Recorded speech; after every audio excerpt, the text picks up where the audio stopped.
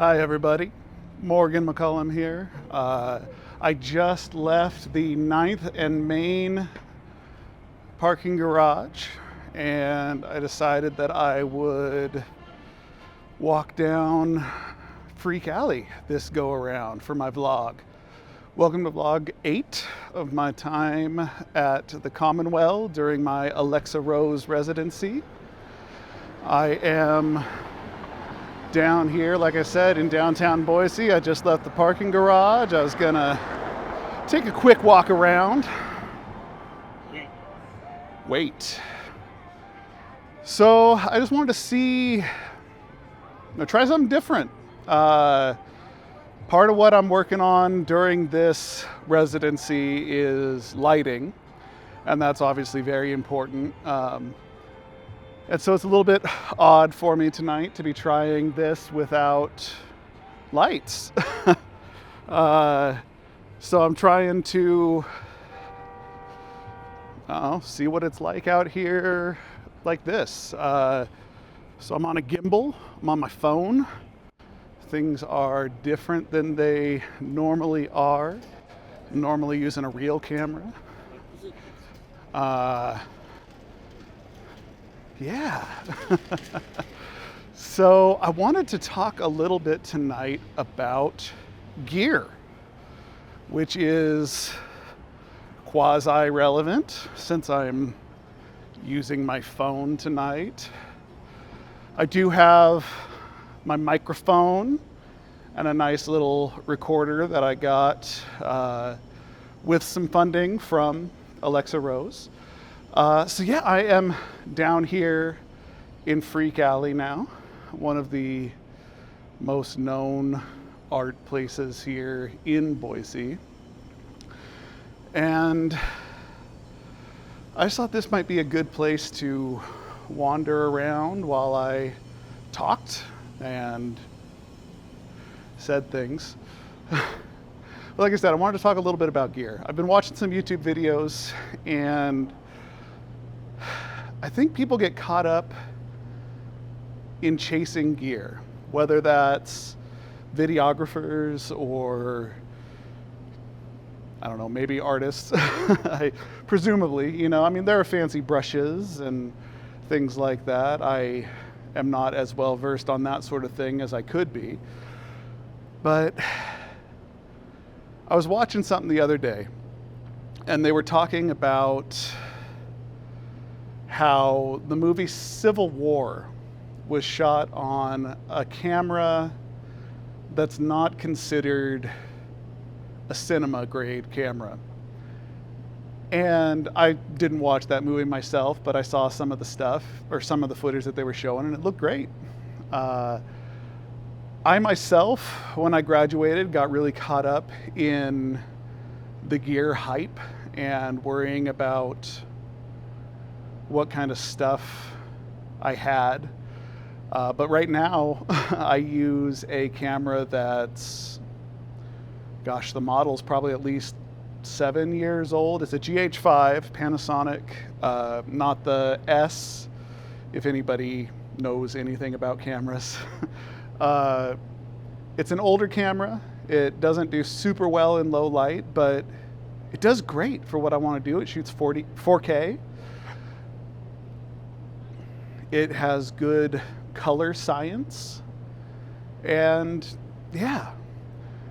And I think that's part of the inspiration for why I wanted to talk on my phone tonight, because these things are amazing. And honestly, the quality, especially in low light, that I get out of my phone compared to my camera it almost makes it worth it to use the phone. I think that too many of us get caught up on the idea of needing to have everything exactly right before we start. And I'm guilty of that, kind of.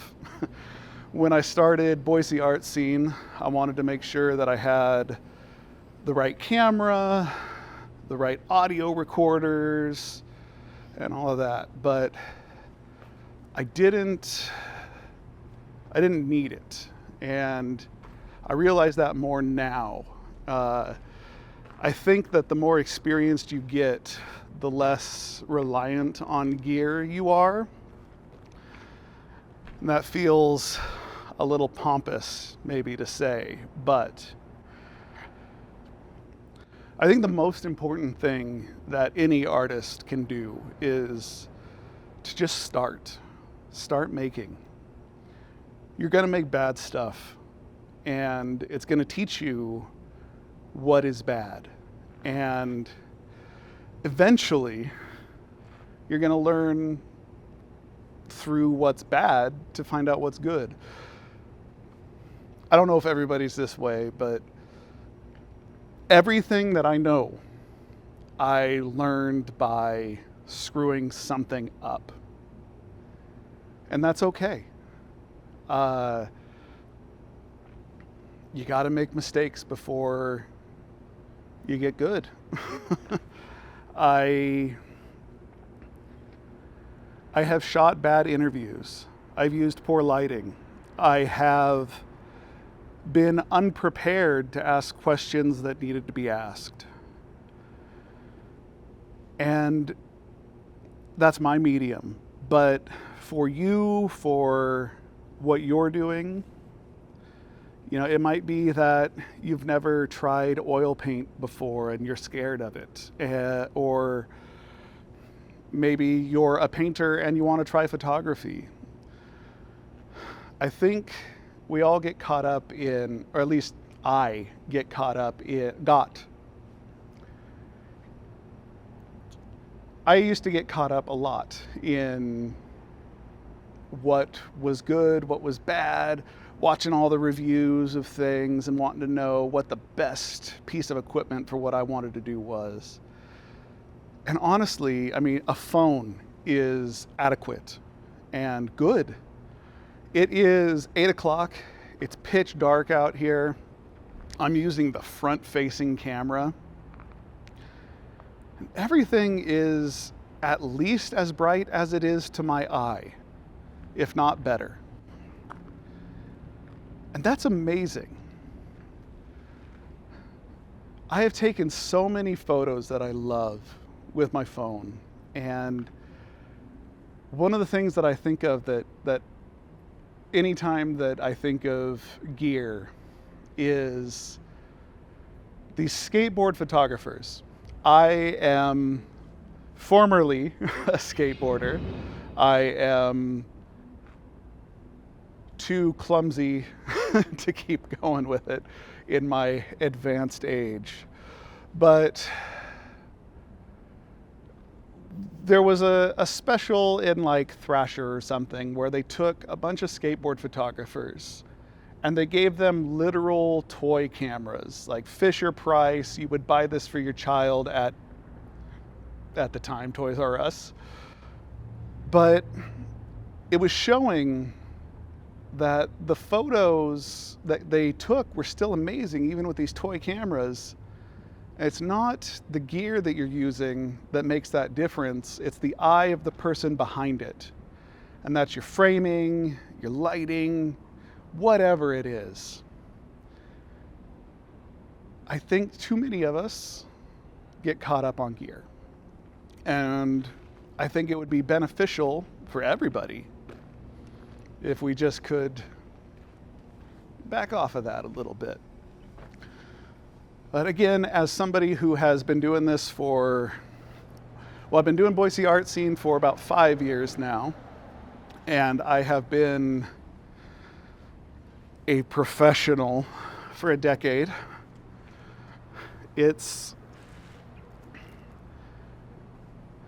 Gear doesn't matter. I use 5 or 6 different cameras on any given week at work. And I can get the same video out of any of them. Granted, it looks a little different depending on the color science of the different cameras, but my eye remains the same. My idea of framing, my understanding of lighting, it always works the same. And I think that it actually makes you a little bit better if you work within limitations of what you've got. It makes you understand a little bit more how things can come together. None of us are perfect when we start something, and it just takes practice. Ooh, I see a piece of art here that I recognize. This lovely painting is done by Julie Pagan, somebody that I interviewed in the past, somebody whose work you have seen many times, whether you know it or not. I'll leave it to her to say, what else she's done. But this is one of those paintings that really, it resonates, It's a fun one. Everybody loves Twinkies. Surviving the Apocalypse. Again, Julie Pagan. At Pagan Art on Instagram. P-E-G-A-N. Yep. I love walking through Freak Alley. Part of it is the art. Part of it is that it's always evolving. Part of it is the people that I have spoken with over the years and getting to see how their art has evolved. I'm just noticing as I walk through here that this is all, on this side, this is all different from the last time I was here. And I think that's a neat thing. That is the neat thing about Freak Alley. It's always changing. And I'm a little sad that I am standing now in front of where there used to be a Bobby Gaytan mural. And it was there for several years, but it's gone. I guess that actually kind of brings me to my conclusion. Art, us, everything we do, it's ephemeral. It will go away. The best made painting out here will get painted over someday, or over time will get, turn into paint chips. I think art is very serious. It means a lot to different people. It means a lot to the people who make it. But I think that we can get too caught up with ourselves and what we're making and not think about just creating. Get too caught up in the details of what it takes to make the art instead of just making it. This is a bit ranty. This is a bit different. I'm wandering around 8th Street through downtown, feeling awkward as hell. But, gotta go quick. Gotta get across the street. But I appreciate everybody who got this far. And if you did, thank you. And I will see you next week. We'll talk about art, creating art, what I'm doing. Tomorrow, I've got an interview with Sector 17, and that will be cool. That'll be for my documentary. You saw some of their art in tonight's video. They are a couple of guys who are really doing work out here.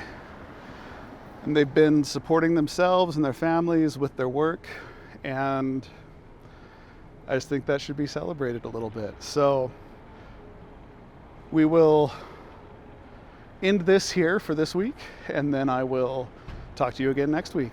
Thanks.